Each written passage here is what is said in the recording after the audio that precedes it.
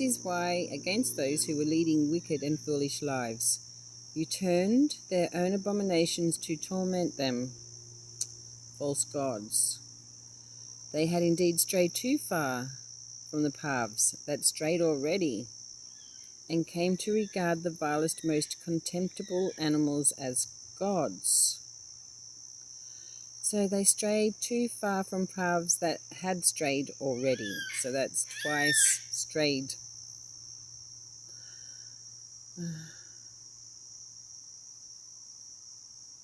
So the beast they had taken for gods was now the means of their punishment. They saw straight and acknowledged as true God him they had hitherto refused to know. That is why the extreme penalty was inflicted on them. Yes, all men who have not known God, and who from the good things that are seen have not been able to discover him who is, or by studying the works have failed to recognize the artificer. Fire, however, or wind, or the swift air, the sphere of the stars, impetuous water, heaven's lamps, are what they have held to be gods who govern the world. Author of beauty has created them. Nice capital A there.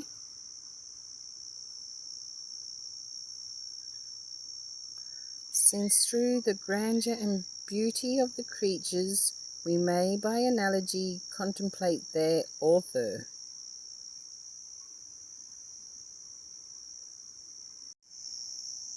So I hope you can find time and pause if you have to read just that bit more.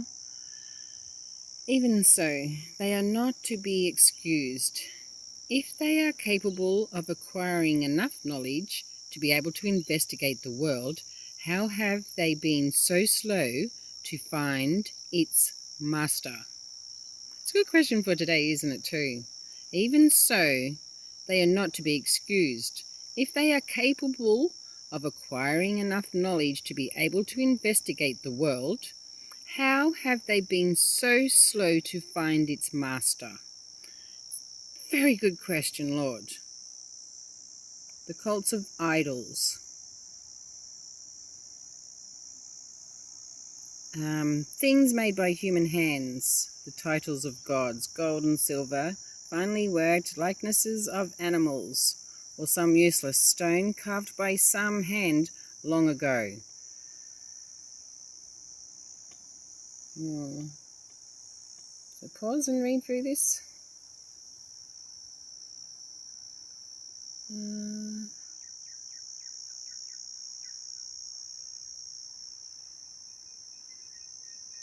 But your providence, Father, is what steers it. You having opened a pathway, even through the sea, a safe way over the waves, showing that you can save whatever happens, so that even without skill a man may sail abroad.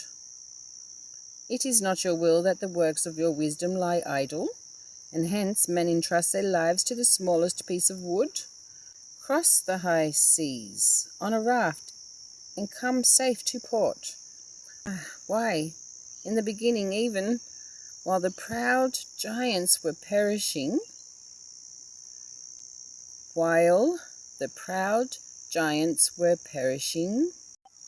the hope of the world took refuge on a raft, and steered by your hand, preserved the germ of a new generation for the ages to come. The origin of the cult of idols.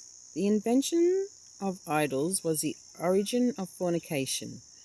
Their discovery, the corrupting of life. The invention of idols was the origin of fornication. Their discovery, the corrupting of life. They did not exist at the beginning. They will not exist forever. Through human vanity they came into the world, and hence a sudden end has been designed for them. Okay, so a father afflicted by untimely mourning makes an image of his child so swiftly taken.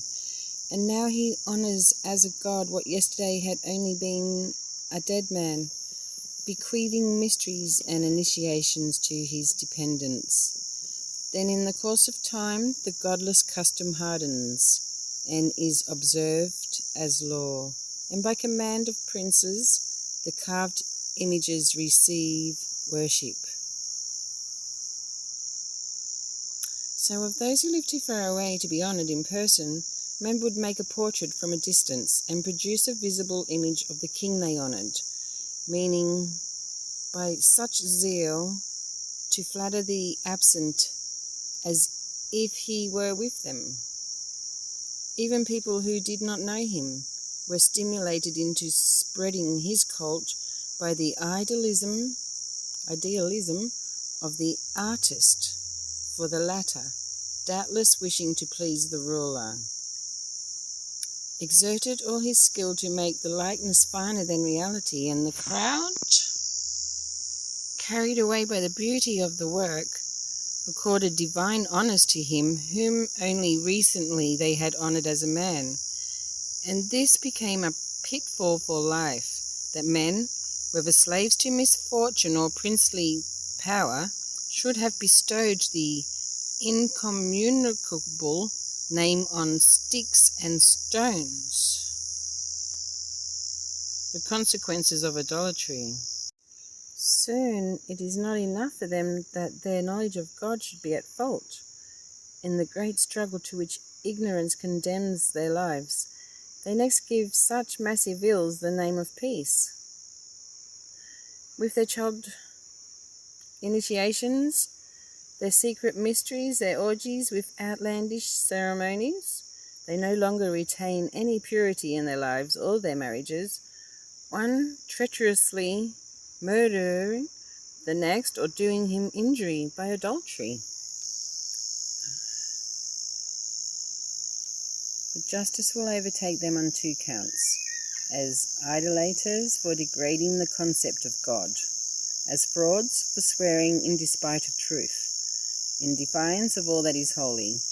For it is not the power of the things by which men swear, but the retribution due to sinners that always overtakes the offence of the guilty.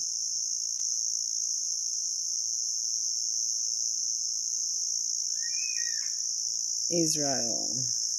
But you, our God, are kind, loyal, and slow to anger, and you govern all things with mercy. If we sin, we are still yours, since we acknowledge your power. But knowing you acknowledge us as yours, we will not sin.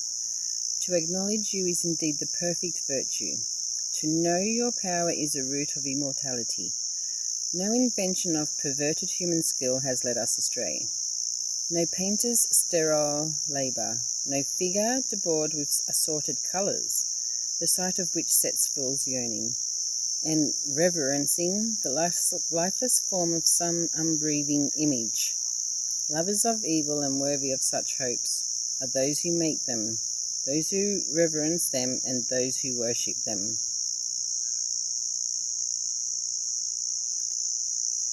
The makers of idols are fools.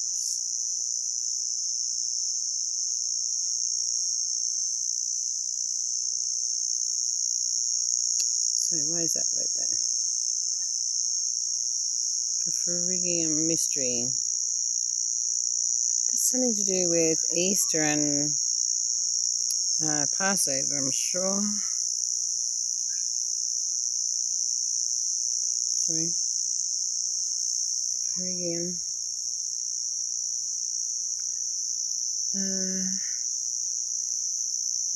It says down there, the notes, such as the orgies of Bacchus, I think that's actually like rites in the Phrygian mystery.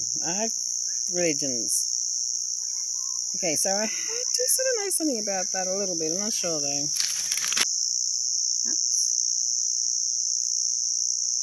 Okay, can you hear that? That's a cicada in the background. The great Australian summer cicada. Okay, this one here. Dirt 1, capital, definitely ones with an O, big O. one who shaped him, who breathed an active soul into him and inspired a living spirit. What is more, he looks on this life of ours as a kind of game, and our time here like a fair, full of bargains. However foul the means, he says, a man must make a living. He, more than any other, knows he is sinning. He, who from the same earthly material makes both breakable vessel and idol. So, since he misconceives the one who shaped him, who breathed an active soul into him and inspired a living spirit.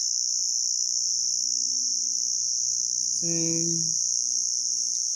if you're looking at this life as kind of a game here, like a fair full of bargains, however foul, and making a living is actually sinning if he's making idols, I guess. There you go. If he's not doing the Lord's work, he's making idols. There you go. The folly of the Egyptians, their indiscriminate idolatry. Okay, what does this say? It's been a while and I haven't been here a long time, I guess. But most foolish, more pitiable even than the soul of a little child, are the enemies who once played the tyrant with your people, and have taken all the idols of the heathen for gods, which can use neither their eyes for seeing, nor their nostrils for breathing the air, nor their ears for hearing, nor the fingers on their hands for handling, while their feet are no use for walking, since a human being made them. A creature of borrowed breath gave them shape. Now, no man can shape a God as good as himself, subject to death. His impious hands can only produce something dead. He himself is worthier than the things he worships. He will at least have lived, but never they. Even the most hateful animals are worshipped, worse than the rest in their degree of stupidity, with no trace of beauty to prompt the inclination, as some animals might have. The praise and blessing of God do not come their way. Egypt and Israel.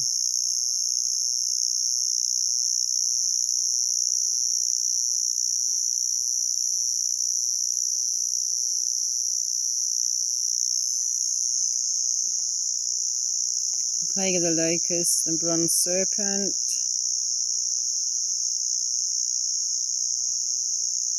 the universal Saviour. Whoever turned to it was saved, not by what he looked at, but by you, the universal Saviour.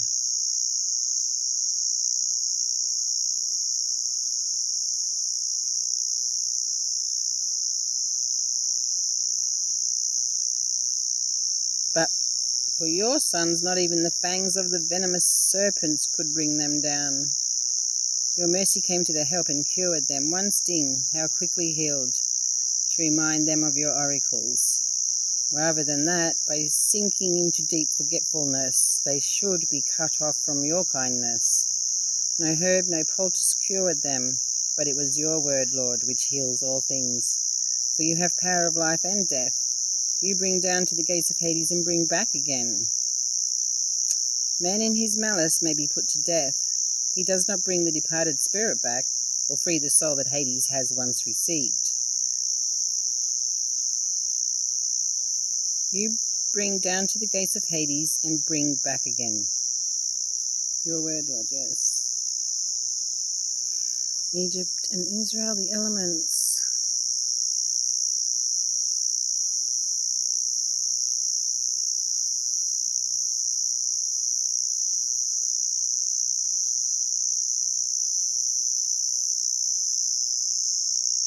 So, but how differently with your people? You gave them the food of angels from heaven, untiringly sending them bread already prepared. containing every delight, satisfying every taste. And the substance you gave demonstrated your sweetness towards your children. For conforming to the taste of whoever ate it, it transformed itself into what each eater wished. Snow and ice endured the fire without melting.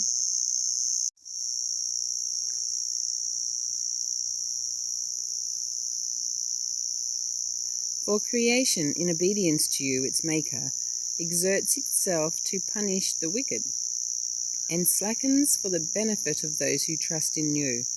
Thus it became by a total transformation, the agent of your all-nourishing bounty, conforming to the wish of those in need, so that your beloved children, Lord, might learn that the various crops are not what nourishes man, but your word which preserves all who trust in you.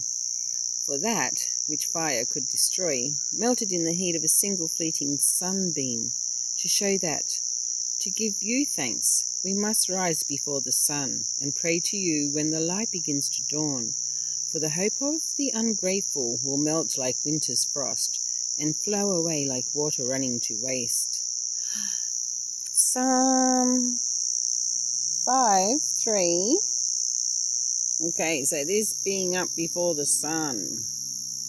We must rise before the sun and pray to you when the light begins to dawn.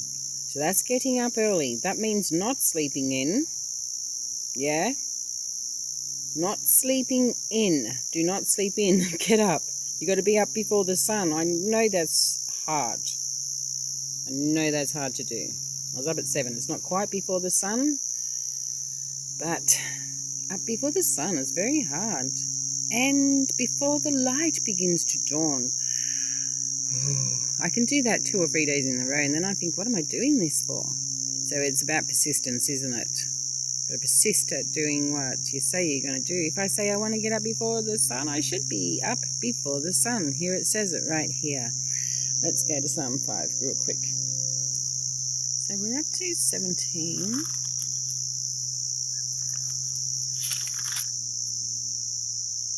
A morning prayer. Yeah, let my words come to your ears. Spare a thought for my sighs. Listen to my cry for help, my King and my God. I say this prayer to you, Yah, for at daybreak you listen for my voice, and at dawn I hold myself in readiness for you. I watch for you. You are not a God who is pleased with wickedness. You have no room for the wicked. Boasters collapse under your scrutiny. You hate all evil men. Liars you destroy. Murderers and frauds Yahweh detests. But I, so great is your love, may come to your house, and before your holy temple bow down in reverence to you. Yahweh, lead me in the path of your righteousness, for there are men lying in wait for me. Make your path plain before me. Not a word from their lips can be trusted. Deep within them lies ruin. Their throats are yawning graves. They make their tongues so smooth. Pronounce them guilty, God. Make their intrigues their own downfall. Hound them for their countless crimes, since they have rebelled against you. But joy for all who take shelter in you. Endless shouts of joy, since you protect them. They exult in you, those who love your name. It is you who bless the virtuous man, Yah. Your favour is like a shield covering him.